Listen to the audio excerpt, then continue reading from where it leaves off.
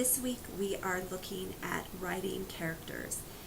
This can actually be an entire course on the development of characters, but we are limiting it to a single week.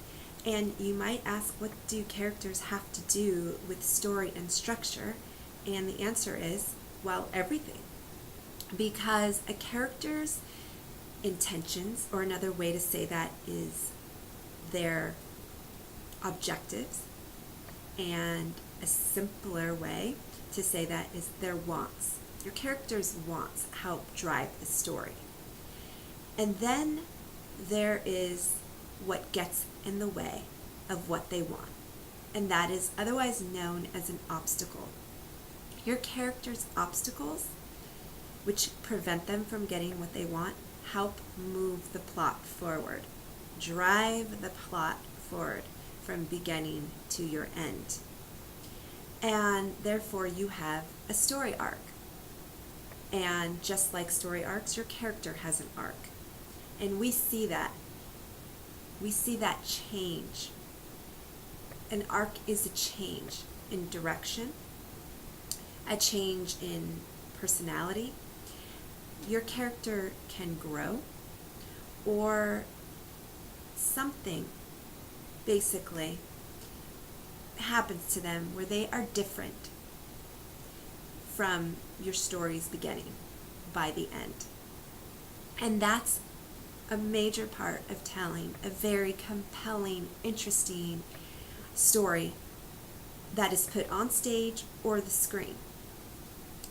I use an example provided for you in the PowerPoint presentation that you can find for this week in week 3 or in your course content and week 3 folder.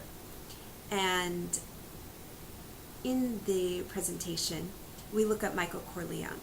Now, you've read The Godfather for your first week's assignment. So I just provide an excerpt of the script where we can see through the writing Michael Corleone's change, his arc, where he is now different from the beginning, where he wanted nothing to do with his family business. Almost, I wouldn't say a purist, but,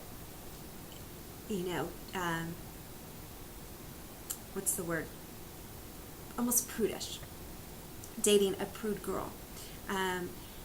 To then, by the end of your story, he has become the exact thing he did not want to be, which is the new Godfather.